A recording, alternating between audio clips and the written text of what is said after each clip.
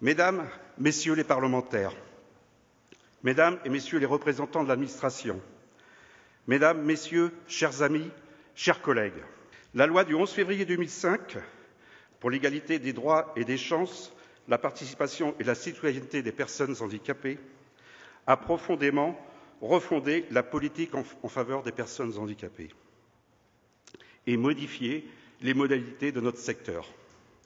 Les entreprises adaptées sont aujourd'hui un outil incontournable en matière d'inclusion des travailleurs handicapés en leur proposant en leur sein des emplois qualifiés, durables, des formations, des parcours professionnels leur permettant ainsi de sécuriser au maximum leur emploi. Le concept auquel nous adhérons, c'est celui de l'inclusion. L'inclusion, c'est nous avons tous une responsabilité collective. Le fait que nous puissions trouver des acteurs économiques qui offrent la possibilité à des hommes et des femmes qui, dans un système classique, seraient dans un phénomène de marginalisation ou d'exclusion, est un facteur extrêmement important parce qu'ils n'offrent pas tout simplement les conditions matérielles et les moyens de subsistance, mais ils nourrissent en permanence des espérances individuelles qui sont nécessaires pour nourrir des espérances collectives. J'ai apprécié le lobbying, qui est un gros mot d'habitude, mais parce que c'était un lobbying raisonnable et confiant de l'UNEA au moment du vote du budget. C'est-à-dire qu'il a été respectueux, contrairement à beaucoup d'autres, et il a été aussi très explicatif. On a également, comme autre préalable, peut-être l'idée d'avoir une méthode, puisqu'on l'a évoqué, hein, une méthode qui reposerait sur 3 points. Un qui est très important, c'est savoir faire connaissance, et je crois qu'on a encore beaucoup de chemin à parcourir. On pense qu'on est ci ou qu'on est ça, et finalement on se connaît très peu, donc ça c'est le premier point à faire. Le deuxième, c'est savoir partager ensemble des constats évidents et le plus objectifs possible, pour pouvoir finalement, troisième point, ensemble, et avoir une volonté dégagée de construire et de mettre en œuvre des solutions qui participent bien à l'inclusion des personnes en situation de handicap sur les territoires.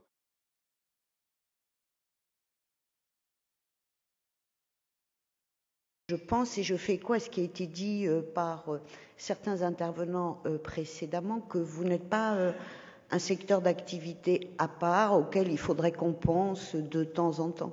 Moi, je pense que vous constituez, mais vraiment un pan de l'économie dans votre secteur comme dans d'autres. L'argent que l'État met, qui est celui des contribuables et de l'impôt, c'est un investissement.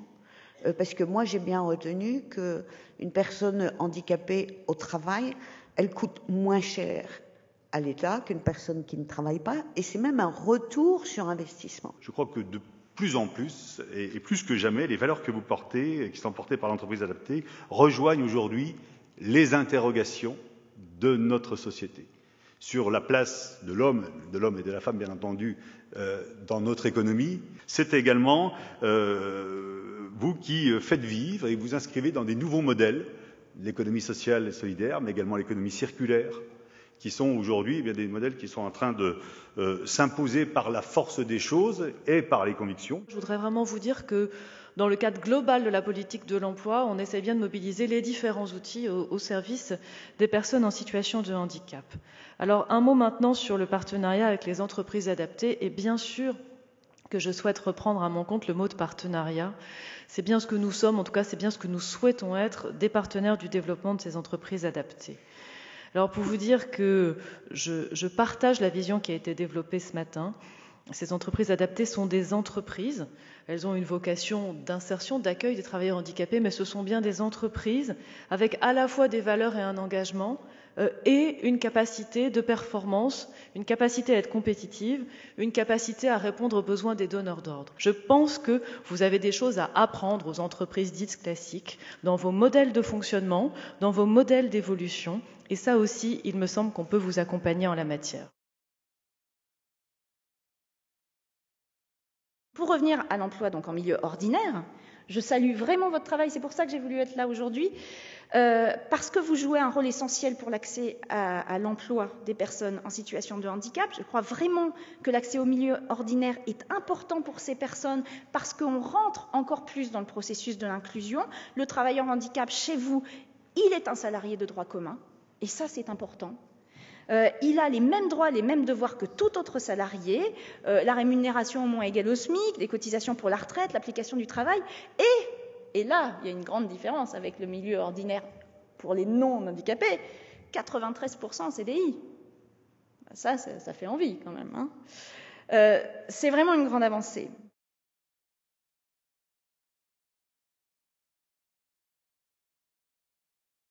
Sur le plan professionnel, comment vous sentez l'utilité de cette formation dans votre travail au quotidien? Oui, je la sens beaucoup, parce que ça m'a donné de l'autonomie, de l'assurance en moi, tout ça.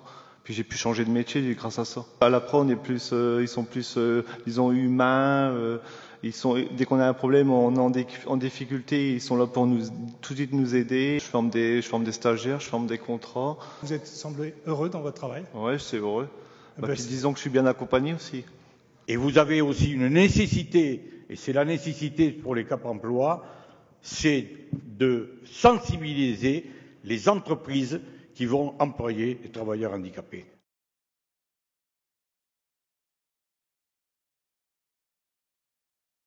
Voilà les 3 propositions. Donc un taux AT-MP plafonné, une mutualisation du risque d'inaptitude à l'ensemble des entreprises et des salariés et une retraite progressive à 57 ans.